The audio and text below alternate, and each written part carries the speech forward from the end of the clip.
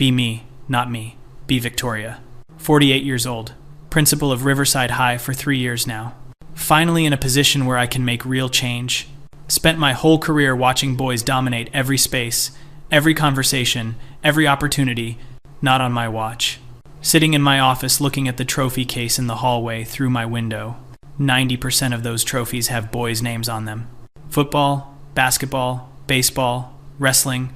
Meanwhile, the girls' soccer team won state 2 years ago, and their trophy is shoved in the back. This is exactly what's wrong with everything. Have an epiphany during morning coffee. Why are we still perpetuating these aggressive, competitive male spaces? Boys don't need another arena to learn dominance and aggression. They need to learn collaboration, emotional intelligence, support. Girls need to see that they can occupy space without male interference. Call an emergency meeting with the athletic director, Liam. He's been here 20 years old, guard. Exactly the problem. Liam, I've been reviewing our athletics program. I want to restructure it to better serve all our students. He looks confused, sips his coffee. Restructure how? I'm implementing a new policy. Effective next semester, we'll be suspending all competitive boys' sports teams. Watch his face go from confused to shocked. All of them? Victoria, we have 5 boys' teams. That's 200 students. Those students will have plenty of other opportunities. Intramural sports, non-competitive recreation, clubs. But the girls' teams will continue as normal. He's quiet for a long moment. You want to ban competitive sports only for the boys. I want to create space for healthy development. Boys learn toxic masculinity through competitive sports. The aggression, the hierarchy, the dominance. Girls playing competitive sports, on the other hand, are challenging patriarchal expectations. They're claiming space that was denied to them. It's not the same thing at all, Liam. He's rubbing his temples. Victoria, this is going to cause serious problems. Change always faces resistance. That's how I know it's necessary. Liam tries to argue, brings up college scholarships, student morale, parent reactions. Don't care. This is exactly the kind of institutional resistance that keeps patriarchy in place. Tell him the decision is final. Spend the next week preparing my announcement. Craft it carefully. Focus on positive language. Creating space for holistic development. Redirecting masculine energy toward collaborative goals. Providing girls with unimpeded opportunity. Call a school assembly. Entire student body packed into the gymnasium. Step up to the microphone feeling powerful. This is what leadership looks like. This is how you change culture. Students, faculty. I'm here to announce an exciting new direction for Riverside High Athletics. After careful consideration, we will be transitioning our athletics program to better serve the developmental needs of all students. Pause for effect. Beginning next semester, we will be suspending competitive boys' sports teams. Boys will participate in intramural and recreational athletics instead. This will allow young men to develop cooperative skills and emotional intelligence rather than aggressive, competitive behaviors. Our girls' sports teams will continue to thrive and grow, claiming the space and resources they deserve. Expect some grumbling. Instead, complete silence. Then a boy in the back yells, "What?" Another stands up. "You can't do that!" The boys' section erupts. Football players, basketball players, track athletes, all yelling. Girls sitting there looking confused. Some of them look angry too. Didn't expect that. Raise my voice. This is not up for debate. This decision has been made with your best interests in mind. You'll understand in time that competition and aggression are not healthy outlets. Walk out of the assembly with my head high. Can hear the chaos behind me. Liam catches up. Victoria, we need to talk about implementation. Handle it, Liam. That's what I pay you for. Over the next few days, the fallout begins. Parents calling, emailing, showing up at my office. Delete most of the emails without reading. Have my secretary screen calls. One father manages to get into my office, red-faced, angry. His son is a senior, was being scouted for college baseball. You're destroying my son's future. Your son's future shouldn't depend on a system that perpetuates masculine dominance. Perhaps this will teach him to find value beyond athletic achievement. He has a scholarship opportunity. Then perhaps the college should reconsider what they value in young men. Security escorts him out. Feel vindicated. This is exactly the kind of entitlement that needs to be dismantled. Sons thinking they deserve opportunities just because they can throw a ball. School board meeting next week. Prepare my presentation, all my research, all my reasoning. Patriarchal structures, toxic masculinity, gendered violence, Male entitlement. Show up confident. Boardroom is packed. Parents in the back. Standing room only. Present my case for 30 minutes. Explain how competitive sports teach boys that their value comes from dominance. How it creates hierarchies that bleed into classroom behavior, hallway behavior, treatment of girls. How removing this will create a more equitable environment. Board members look uncomfortable. The board president, a woman named Carol, speaks first. Victoria, I appreciate your passion, but this seems extreme. Why not reform the programs rather than eliminate them? Because reform doesn't work. We've been trying to reform patriarchy for decades. Sometimes you need to dismantle. Another board member, Robert, leans forward. What about Title IX? Doesn't this violate federal law? Prepared for this. Title IX requires equal opportunity regardless of sex. We're still offering athletics to boys, just not competitive athletics. And since we're not reducing our overall athletics budget, we're in compliance. My lawyer already reviewed this. I'm on solid legal ground. Technically. Board members confer quietly. Finally, Carol speaks. We'll take this under advisement. Implementation is delayed pending our review. Feel anger rising. With respect, the board gave me authority over school programming. This falls under my purview as principal. We gave you authority, Victoria. We can also review that authority. Leave the meeting furious. This is exactly how patriarchy maintains itself. Even women like Carol defending male privilege. 2 weeks pass. Boys are getting restless. Football season is supposed to start. They're still practicing, Liam tells me, even though I told him to shut it down. They're just throwing the ball around after school, Victoria. Not official practice. Shut it down. No use of school facilities for competitive preparation. He looks at me like I'm insane. They're in the parking lot. Then tell them to leave the parking lot. Notice the girls' teams are practicing normally. Good. Watch the girls' soccer team running drills. This is what empowerment looks like. Then something weird starts happening. Girls start quitting their teams. First 2 girls from basketball, then 3 from soccer, then 5 from volleyball. What? Call in Amy, captain of the soccer team. Amy, I'm seeing unusual attrition from girls' sports. Do you know what's happening? She won't meet my eyes. Some girls don't want to play anymore. Why not? This is your moment. You have all the resources, all the support, all the spotlight. She's quiet. Amy, speak freely. This is a safe space. It doesn't feel right, Miss Victoria. What doesn't feel right? Playing when the boys can't. It feels like we only get to be good because they're not allowed to play. Cannot believe what I'm hearing. That's internalized misogyny, Amy. You're allowed to take up space. You don't need male permission. It's not about permission. It's about, my brother is on the football team. Was on the football team. He cries in his room now. He's crying because he's learning that his value doesn't come from dominating a field. That's growth. Amy leaves looking unconvinced. More girls quit over the next week. By the end of the month, girls' sports participation is down 40%. What is happening? Call a meeting with the remaining girls' team captains. Need to understand this. 6 girls show up, should be 12. Ask them directly, why are your teammates quitting? Silence. Then Jessica from volleyball speaks up. Because it's not fun anymore. How is it not fun? You have everything you need. We have everything except competition. The boys' teams pushed us. We pushed them. Now it's just us, and half of us don't even want to be here. Another girl, Maya from basketball, nods. My boyfriend, my ex-boyfriend, now he was point guard. He's so depressed he won't even talk to me. I can't enjoy basketball knowing what it cost. Feel frustration rising. So you're centering boys' feelings over your own opportunities? Jessica shakes her head. You're not listening. Our feelings. We don't like this. We didn't ask for this. You should want this. This is equity. Maya stands up. This isn't equity. Equity would be everyone getting to play. This is just mean. She walks out. The others follow. Sit in my office alone trying to process. They're too young to understand. They've been conditioned by patriarchy to center male feelings.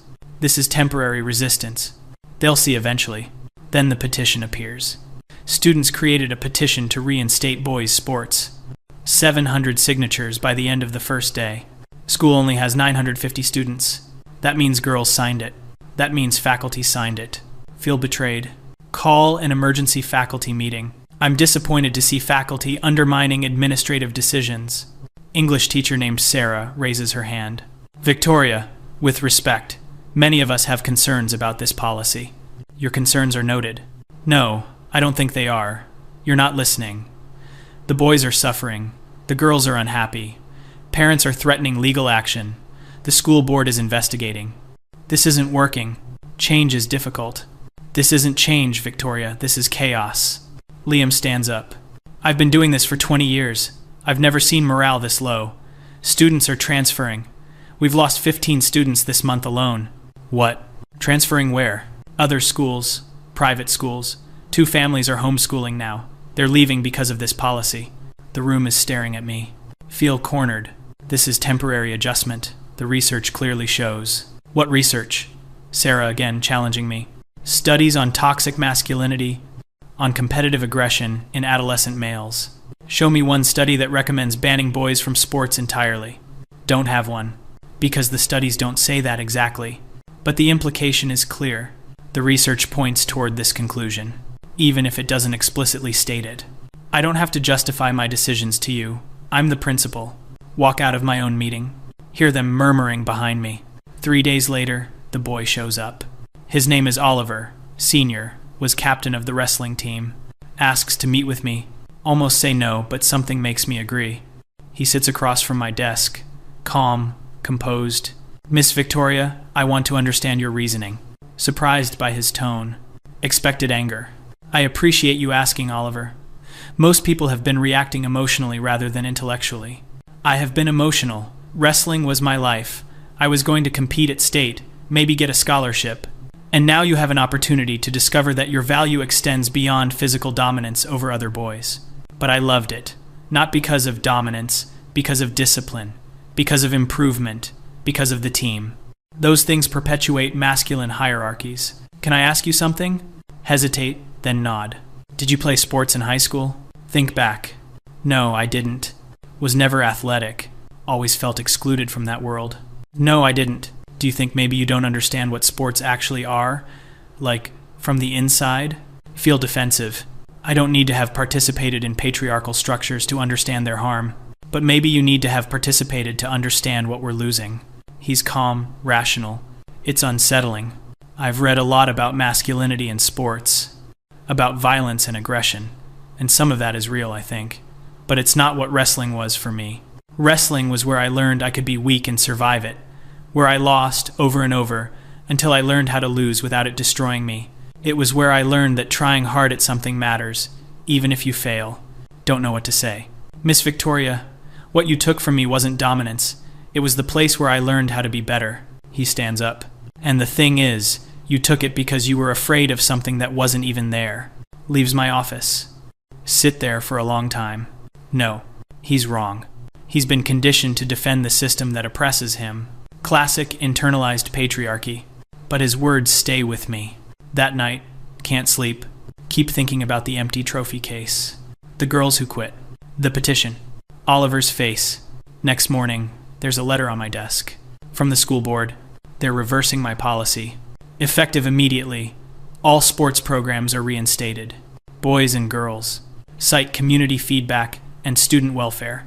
Also mention declining enrollment and potential legal liability. Feel rage, then panic. This can't be happening. Call Carol from the board. You're undermining everything I was trying to accomplish. Victoria, you have to understand. We can't sustain this. We've lost students. Families are threatening lawsuits. The community is in an uproar. Sometimes doing the right thing is unpopular. Sometimes being unpopular means you're wrong. Hangs up. Feel everything collapsing. Spend the day in my office. Liam comes in around 3 p.m. The board's decision is posted. Students know. They're celebrating in the hallways. Hear whooping and cheering outside my door. Sounds like boys. Sounds like girls, too. Liam sits down. Victoria, I need to ask, what did you think was going to happen? I thought I would create equity. By taking something away from one group, they had too much. The boys had too much space, too much attention, too much of everything. He's quiet for a moment. Did it ever occur to you that the answer wasn't less for them, but more for everyone? That's not how resources work. That's exactly how resources work. We could have fundraised, built more, created more opportunities. Instead, you just destroyed. Feel tears threatening. Will not cry in front of him. I was trying to help. You were trying to hurt. Be honest. You wanted to take something from the boys because you felt like they'd taken something from you. Words hit like a slap because they're true. Watching those boys dominate the trophy case, the hallways, the attention, it reminded me of high school, of being invisible, of boys mattering more. Wanted them to feel what I felt.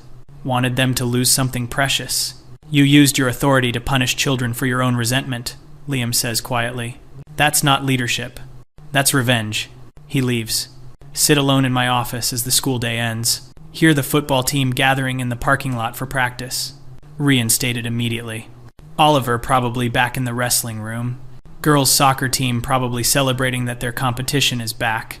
Everything I tried to do, undone. Worse than undone. Backfired completely. Girls didn't feel empowered. They felt guilty. Boys didn't learn humility. They learned that authority can be arbitrary and cruel. Community didn't see equity.